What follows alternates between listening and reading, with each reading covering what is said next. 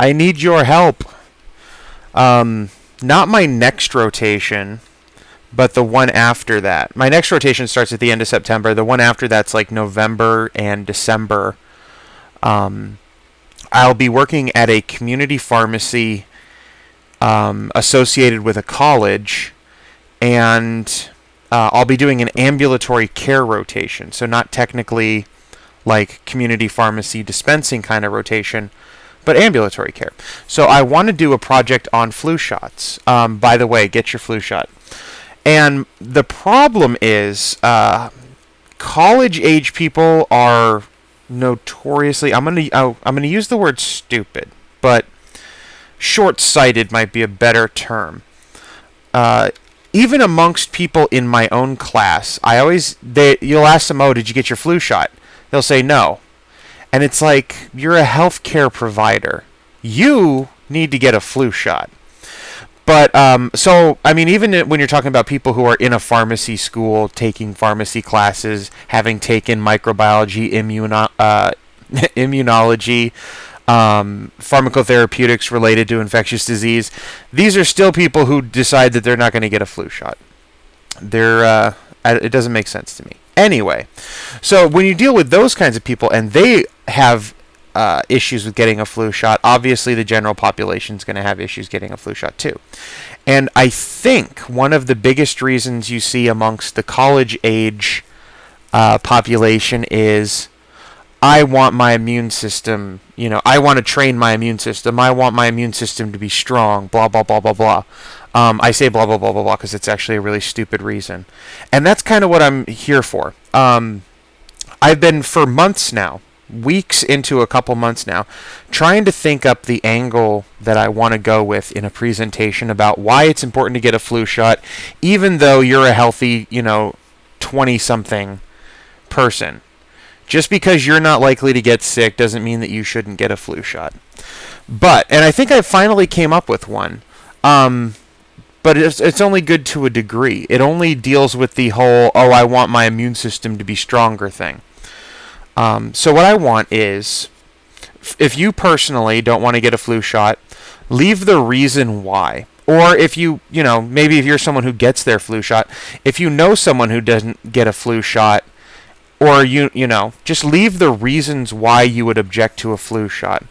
And I'm not so much looking for reasons like I'm allergic to eggs, which is a contraindication to receiving the flu shot because the flu shot uses eggs in its production. So obviously we're not going to give it to you.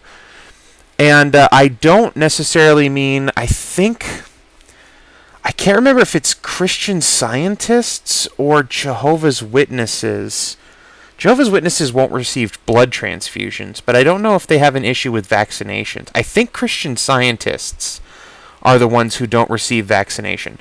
So if there's a religious reason for not receiving a vaccination, I'm not as interested in that either. I'm more interested in the ideological issues with receiving a flu shot. The people who say, I'm not going to get sick. The people who say, I never get the flu. The people who say, I want my immune system, I want to train my immune system, or I want to build up my immune system. That's the word. I want to strengthen my immune system. Those people. Who else are there? There's the... one person actually I talked to believed that the government was using flu shots. There was like a paranoid issue where the government was using flu shots against us as a population, and there was one person just didn't believe that the flu shot was safe. Not as in like an autism kind of thing where you get that with the people with the child vaccinations. But like they didn't think that because the government had to put together what's going to go into a flu shot, and they have less than a year to get it ready, that it's not safe. They don't test it. They didn't put it together right. Something's wrong with it. These are the kinds of reasons I need because all of them are pretty easily countered, but I need to know what I'm countering. So I want to have a broad range of them. Because really, I mean, if you're within the indication, if you're between 6 months and forever years old, and you don't have, like a medical contraindication to receiving the flu shot, you should be getting the flu shot. That's just kind of the way it is. And it goes back, well, now I'm starting to get into my presentation-ish kind of thing. But the whole thing is, the more people get the flu shot, the more powerful the flu shot is. If only one person got the flu shot is kind of pointless. Not that, actually for that one person it works out really well, but it doesn't help a bunch of people.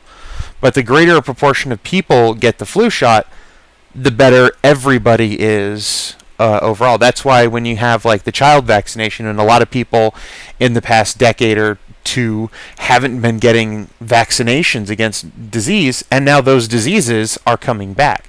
Nobody ever had measles when I was growing up, but there's measles again because people stopped getting the measles vaccine. And it only takes one person to get measles to suddenly spread it through everybody who's not vaccinated.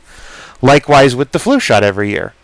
Now, there's other issues to deal with the flu shot, and again, I'm not going to get into all of that, like the fact that the flu virus mutates rapidly and constantly, and the flu shot is made up on the best guess of what flu strains are going to be